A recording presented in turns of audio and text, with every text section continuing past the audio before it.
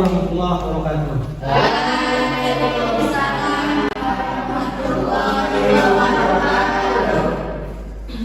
Oke, apa kabar semuanya? Baik. Mudah-mudahan sehat-sehat semua. Amin. Oke, kita lanjutkan perkuliahan kita pada hari ini. Alhamdulillahirabbil alamin wassalatu wassalamu ala asyrofil anbiya'i wal mursalin wa ala alihi wa sahbihi wasallam ajma'in, amma ba'd. Sebelum kita memulai perkuliahan, ada baiknya kita buka dengan sama-sama membacakan basmalah. Bismillahirrahmanirrahim.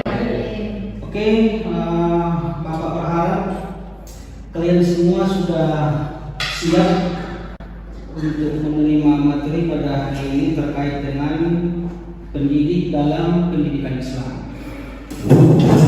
Kalau kita lihat belakangan ini banyak isu-isu terkait dengan guru. Ada guru yang melempar muridnya, ada juga guru misalnya kita lihat belakangan di media hanya karena menggunting rambut siswanya dilaporkan ke polisi. Ada juga guru yang berbuat asusila, sehingga kalau kita melihat banyak sekali istilahnya pendidik-pendidik yang menunjukkan tanda-tanda dalam diri kita. Seperti apa sih sebenarnya pendidik yang ideal menurut menurut pendidikan Islam? Inilah yang akan menjadi topik pembahasan kita pada hari ini. Seharusnya ada video yang akan kita saksikan bersama, tetapi memang karena kendala teknis, ada pemadaman listrik, sehingga video itu tidak bisa ditampilkan. Oke, untuk hari ini akan kita bagi ke dalam beberapa kelompok. Nanti tugas kalian adalah mencari informasi, mencari data terkait dengan pendidik dalam pendidikan Islam. Minggu sebelumnya sudah Bapak sampaikan agar dibawa ke referensi. Nanti kalian gali dari situ, nanti dari masing-masing kelompok akan ada judul-judul tertentu, sehingga nanti setelah selesai pembahasan dalam kelompok, kalian akan melaksanakan presentasi. Dari hasil presentasi itu nanti kita akan simpulkan bersama, sehingga kita mengetahui pendidik yang ideal itu menurut pandangan menurut pendidikan Islam seperti apa sih gitu. Sehingga kita bisa terhindar dari kasus-kasus yang sering terjadi, yang sering kita lihat selama ini. Oke, untuk kelompok kita bagi ke dalam 3 kelompok ya. Kelompok itu nanti kelompok A tugasnya mencari pengertian pendidik dan tujuan pendidik ya. Yang kelompok B itu tugasnya sifat dan karakter pendidik ya. Dan yang kelompok 3 peran pendidik ya, peran pendidik. Jadi silahkan kalian cari dari Google, dari buku referensi yang kalian sudah punya terkait dengan topik-topik yang telah Bapak berikan kepada kalian. Kalau nanti ada pertanyaan silahkan ditanyakan saja. Kalau nanti ada tinggal silahkan disampaikan. Oke, bisa kita mulai? Bisa. Oke, silahkan.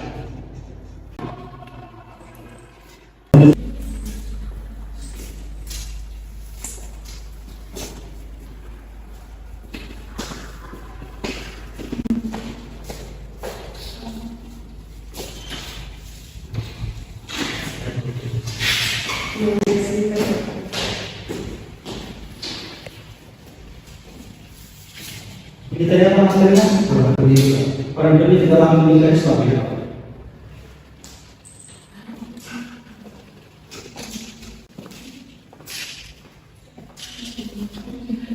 Oke, waktunya udah selesai.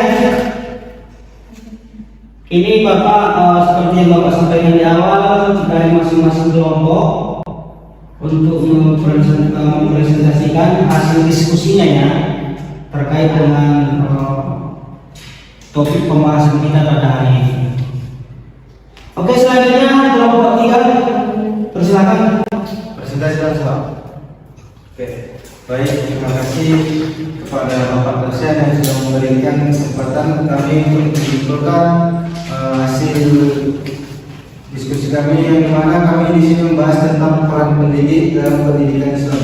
Bagaimana peran pendidik dalam pendidikan Islam sangat tidak hanya terbatas pada penyampaian ilmu pengetahuan, tetapi juga mencakup pembentukan karakter, pembimbingan akhlak, dan pendidikan jiwa agar peserta didik semakin mendekatkan diri kepada Allah. Dan juga ada beberapa peran pendidik dalam pendidikan Islam. Yang pertama sebagai fasilitas dan pembimbing, yang kedua sebagai motivator dan inspirator, dan ketiga sebagai agen perubahan, dan yang keempat sebagai teladan.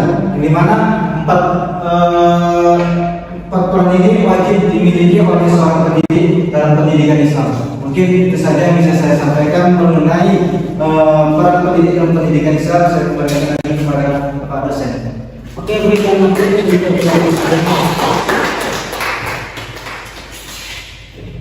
Oke, dari apa yang disampaikan oleh kelompok 3, menurut kelompok 1 atau kelompok 2, apakah ada yang perlu dipertanyakan atau mungkin ada yang tidak sepakat dengan hasil diskusi mereka? Silakan.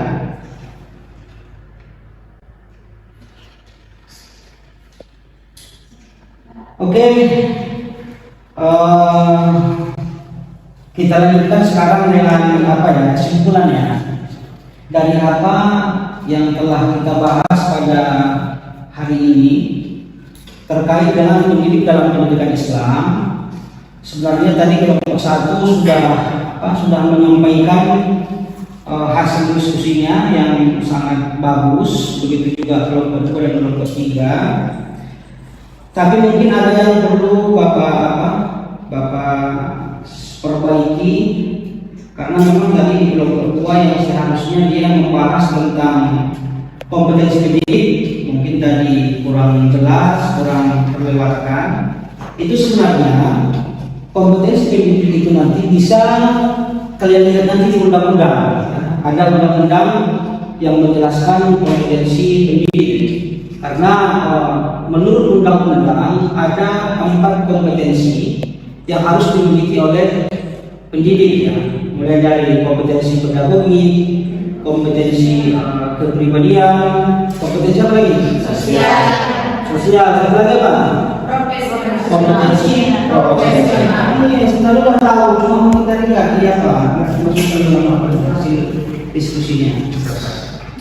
Oke, terima kasih kepada kalian semua yang telah mengikuti perkuliahan pada hari ini.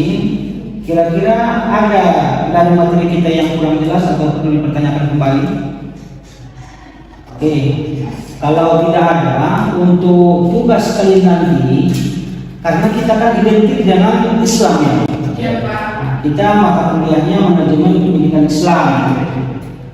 Jadi oleh karenanya terkait dengan materi ini nanti tugas kalian adalah silakan kalian cari ayat Al-Quran, ayat Al-Quran yang menjelaskan pendidik, dan itu nanti kalian ambil tafsirnya juga ya. Jangan hanya kalian ambil nanti ayatnya, kalian ambil artinya tidak, tapi harus lengkap dengan mufassirnya.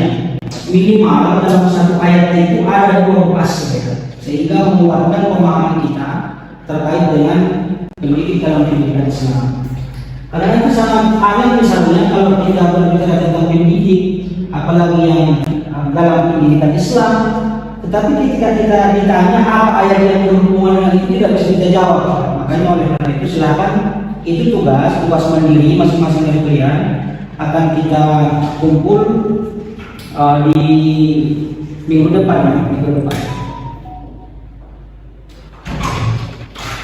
Sebagai mahasiswa, terutama mahasiswa sekolah tinggi agama Islam Negeri Mandali Natal, harus bisa menjadi agen moderasi beragama di tempat kita masing-masing. Tetap jaga kerukunan, jaga silaturahim, jaga persaudaraan dan persatuan di masyarakat kita masing-masing. Oke, sebelum kita menutup pembelajaran kita pada hari ini, apakah hadir semua kan? Nggak ada yang absen kan? Oke, kita cukupkan pada hari ini dan marilah sama-sama kita menutup dengan bacaan hamdalah. Alhamdulillahirabbil alamin. Sekian, assalamualaikum warahmatullahi wabarakatuh.